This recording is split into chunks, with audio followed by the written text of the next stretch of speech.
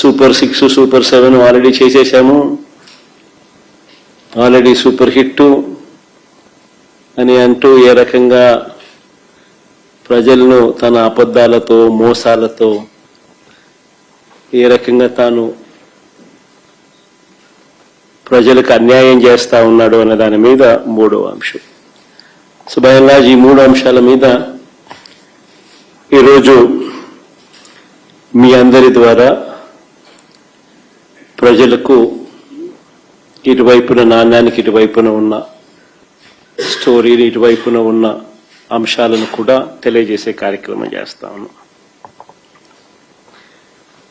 అసలు రాష్ట్రంలో ఇటీవల కొన్ని పరిణామాలు చూస్తూ ఉంటే రాష్ట్రంలో అసలు ప్రభుత్వం ఉందా అన్న సందేహాలు ఎవరికైనా కూడా కలుగుతాయి. కామన్ మ్యాన్ పరంగా ఆలోచన చేస్తే, సామాన్యుడి పరంగా ఆలోచన చేస్తే.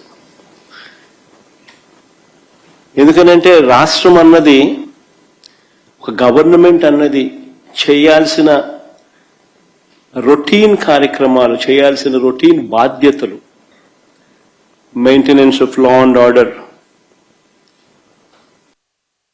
ఇవాళ లేదు.